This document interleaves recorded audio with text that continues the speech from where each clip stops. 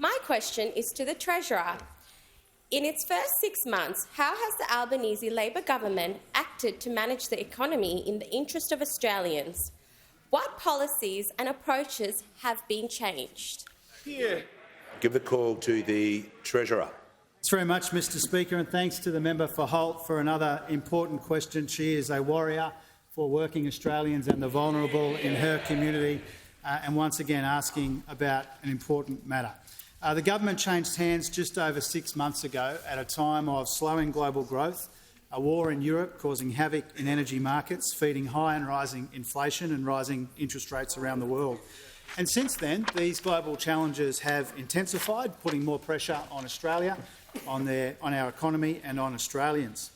And when a bad government hit the fence in May, Mr Speaker, it was replaced by a new government prepared to take these big economic challenges seriously, to talk up to people, not talk down to them, not spray money around and make inflation worse, not sit on our hands while the skills crisis intensifies, not pursue a policy of deliberate wage stagnation, not ignore the big challenges in energy and aged care and in the budget.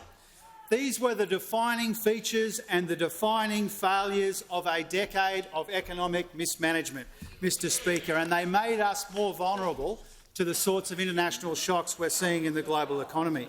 So the past 6 months have been about cleaning up the mess left to us, making the budget more responsible, making our economy more resilient and delivering for Australians. Mr Speaker, we said we'd deliver cheaper childcare and we delivered. We said we would deliver cheaper medicines and we delivered. We said we'd deliver fee-free TAFE and we delivered. We said we would give young people more chances to get a degree and we are delivering that as well. We said we would tackle Australia's housing affordability challenges and we are delivering. We said we would invest in cheaper and cleaner energy and we are doing that as well.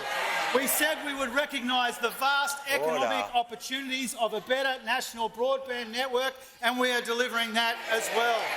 We said we would fix the aged care crisis and we are. We said we would bring manufacturing back with the National Reconstruction Fund and we are. And, Speaker, we said we would get wages moving again, and that's exactly what we are delivering.